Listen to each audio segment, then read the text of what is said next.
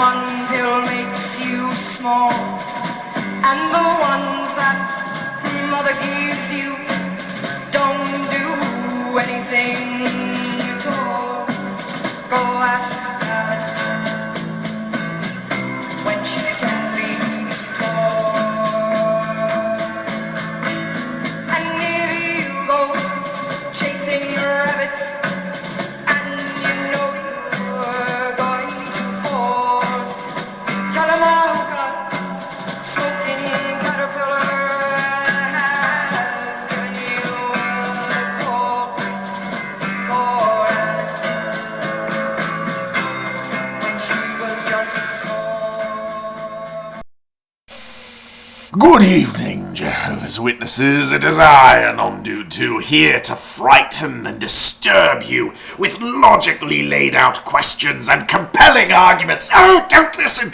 Quick, don't listen! Turn off the screen! Turn it away, Jehovah's Witnesses! You can't watch this! You know you're not supposed to watch apostate material, and yet you find yourself compelled to, inexplicably drawn to these videos. You watch one after another, consuming them with something deep inside you telling you that something is wrong with the religion that you find yourselves in now. Which is why, of course, that I've come to you with yet another question for Jehovah's Witnesses. And it's simple, but not so simple as you might think. And the question is this: who do Jehovah's Witnesses represent? Should be fairly easy, right? Actually, it's not. You know, I was talking about this with my friend JW Fairytales the other day, and he is the originator of this question. He has posed this question to Jehovah's Witnesses the world over, and it seems to shut them down every time. There seems to be a level of cognitive dissonance that is inherent with asking that question. But it only manifests itself if you really begin to think about the teachings of Watchtower Corporation, the entity which Jehovah's Witnesses the world over pledge their allegiance to. So, who do Jehovah's Witnesses represent? Well, many would claim to represent the will, the thoughts, and the manifestation of Jehovah's interests here on earth. Right? I mean, they are witnesses of Jehovah in the simplest dissection of their title. One would think that they are representing their deity. And it even makes sense on a certain level in a religious context, because most Catholics and most Christians in general tend to like to believe that they represent the will and the interests of their deity here on earth. Not unreasonable to say, is it? Right? Well, it is actually in Jehovah's Witnesses case, because Jehovah's Witnesses, I'm here to tell you right now that you do not represent the interests, the will, or the manifestation of Jehovah and his earthly will here on earth. You don't do it. Actually, only a small portion of Jehovah's Witnesses do, and they are unfortunately exempt from this portion of the argument, because the ones who represent Jehovah's will here on earth are a select few, the 144,000.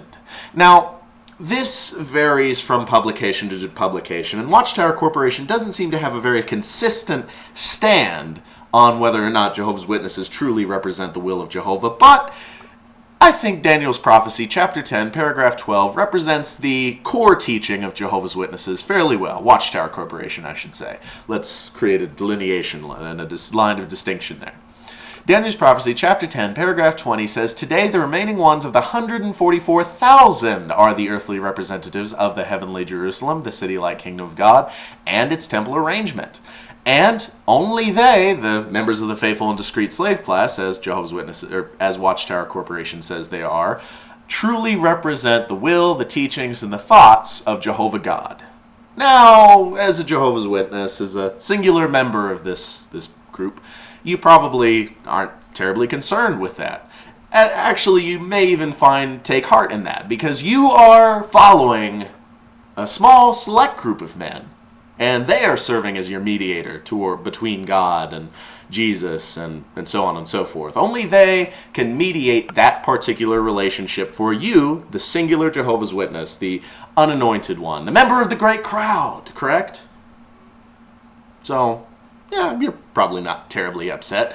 And you may therefore conclude that, well, while we as Jehovah's Witnesses in the singular form do not represent Jehovah's Witnesses, or Jehovah's thoughts rather, we do represent ourselves, and independently we choose to be members of this great religion. Wrong. Again, using the teachings of Watchtower Corporation, actually you don't represent yourself. You are specifically not representing your own thoughts. You are representing, well, their thoughts. The thoughts of this small group of men and women who work and live and eat out of Brooklyn Bethel in New York. Let's go to an article that has become as famous as it is infamous. And the subheading is entitled, Avoid Independent Thinking. That's right. Jehovah's Witnesses, you don't represent yourself. You are to avoid independent thinking. And if you don't think that the subheading title is damning enough, then let's continue to expound upon that. Or rather, let's read Watchtower's expounding. They go on, they say, from the very outset of his rebellion, Satan called into question God's way of doing things. He promoted independent thinking. Satan told Eve, you could decide for yourself what is good and bad. To this day, it has been Satan's subtle design to infect God's people with this type of thinking. So, Satan told Eve that you can decide for yourself what is good and bad. And Watchtower Corporation is telling you right now in this very article that you can't decide for yourself what is good and bad. And you won't, because after all, they publish the manuals for behavior, for thought, for existence in their monthly publication, The Watchtower, correct?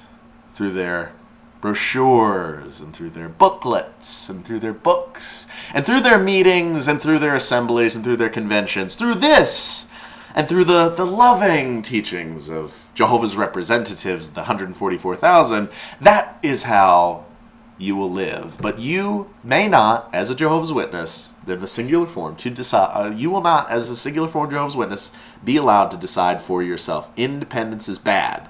So independently, you have not and cannot decide to remain as one of Jehovah's Witnesses.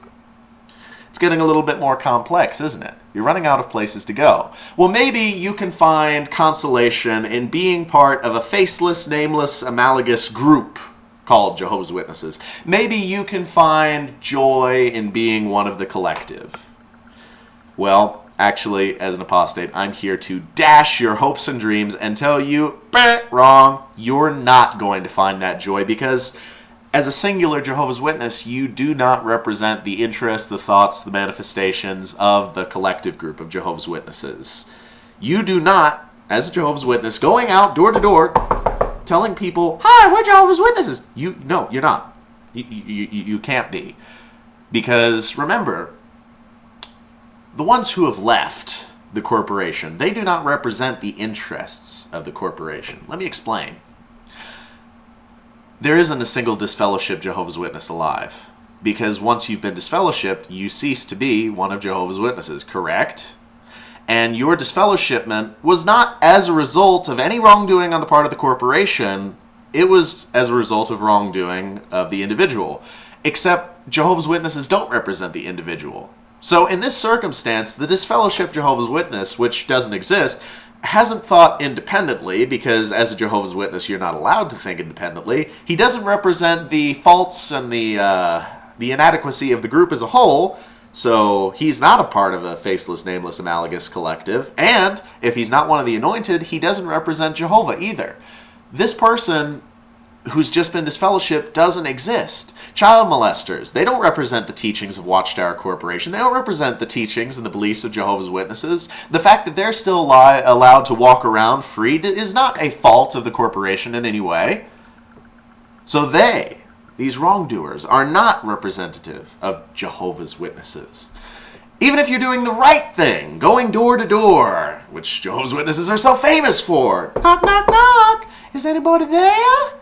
Are your children at home? Even doing the right thing, you still don't represent Jehovah's Witnesses. Remember that local needs part we got a few years back, and we still get reminders periodically. Jehovah's Witnesses are not allowed to go knock on doors with no trespassing signs posted. And should they do so, they are not to Jehovah's Witnesses, the ones in Watchtower Corporation up in Bethel, will not represent you in a legal fashion because you are straying from the practices of Jehovah's Witnesses. Maybe I'm being a little bit too complex here, but I guess in essence what I'm trying to say is that Jehovah's Witnesses truly do not equal the sum of their parts. Jehovah's Witnesses, for some reason, are something more, because this group is made up of individual Jehovah's Witnesses who do not represent individuals, so they are a non-existent entity. And this group, comprised of non-existent entities, suddenly exists and reflects the interests and the expressions of the group. However, individual members themselves that comprise the group do not represent the group.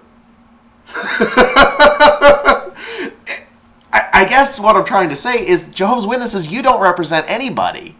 You don't exist. The moment that you went under the water baptism and immersed yourself in the name of the Father and of the Son and of God's Spirit-directed organization, the moment you did that, you cease to exist.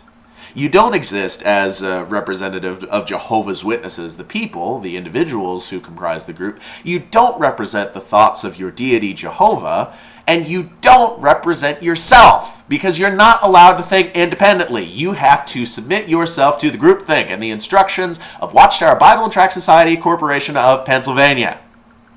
Jehovah's Witnesses, I don't know how to answer the question of who you represent, because ultimately only you can decide who you represent, whether you choose to represent a analogous group that doesn't own up to you, or whether you choose to represent the interests of a body of men in New York, or whether you choose to break the law of Jehovah's Witnesses and represent the deity that you claim to worship. It's up to you. But whatever you decide, I would like to share with you the words of Alexander Hamilton, one of the founding fathers of America. He proudly declared that a man who does not stand for anything a man who stands for nothing will fall for anything. So you better decide quickly, Jehovah's Witnesses. Who do you represent? Whatever you decide, remember that life is a state of mind, and I will see you next time. Unforgettable, that's what you are.